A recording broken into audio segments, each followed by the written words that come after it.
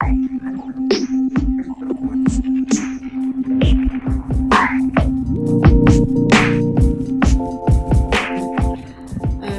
se trouvait dans une situation où on avait vraiment besoin dans notre communication de se reposer les bonnes questions, de redéfinir nos valeurs, notre positionnement.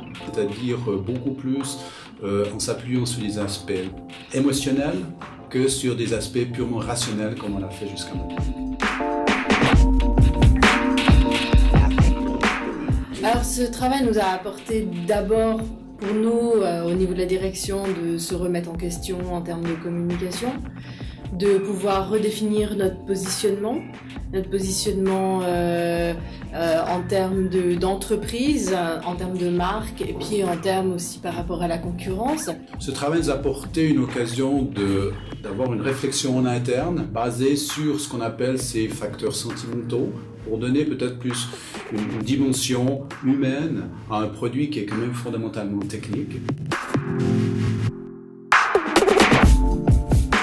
Oui et non, dans le sens où on n'avait pas d'attente, on ne savait pas à la fin, dans quel voyage on allait s'aventurer. Et oui, dans le sens où je ne suis pas du tout déçue, et au contraire, je suis très contente du résultat atteint. Donc un petit peu au début de la période, mais je pense qu'effectivement, c'est en tout cas une volonté de se différencier par rapport à ce que le marché actuellement a tendance à faire.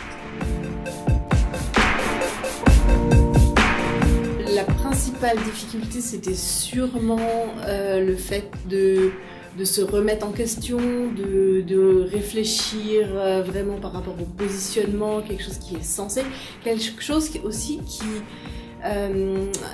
va avec la culture d'entreprise. Je pense que la principale difficulté, c'est en quelque sorte changer les lunettes qu'on a sur le nez. On avait une façon de fonctionner, un certain schéma de réflexion. Il a fallu un peu briser ce schéma pour en créer un autre. Donc là, c'était, je pense, la principale difficulté, c'est véritablement se débarrasser de l'entité que l'on avait auparavant. Et le principal avantage, c'est bien entendu d'aborder avec une nouvelle paire de lunettes, en quelque sorte, avec une nouvelle vision, une nouvelle sensibilité, ce marché et surtout la façon de présenter ces produits sur le marché.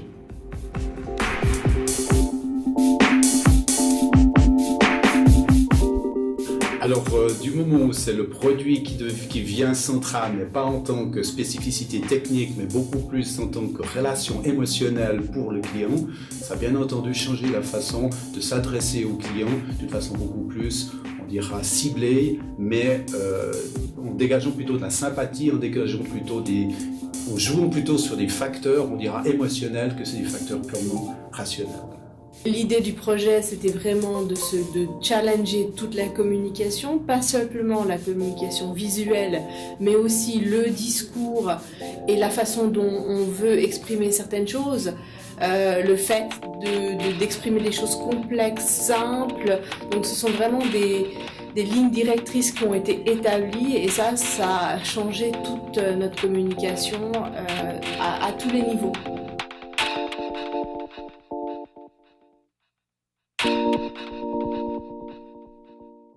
Alors c'est vrai qu'on se retrouve dans un marché qui est très concurrentiel, dont les concurrents sont très agressifs, et je suis persuadée qu'une marque forte, en adéquation avec les bons outils et une communication cohérente, renforce la conviction des clients ou des prospects que Citycable est le bon partenaire pour leur choix multimédia.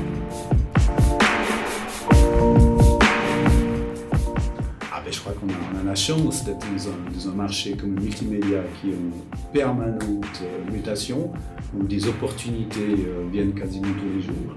Alors c'est hyper stimulant, c'est aussi hyper impressionnant parce qu'il faut faire face à cette évolution, il faut faire des choix, et les choix ne sont pas toujours faciles à prendre. Mais c'est surtout le dynamisme de cette branche qui est très motivant.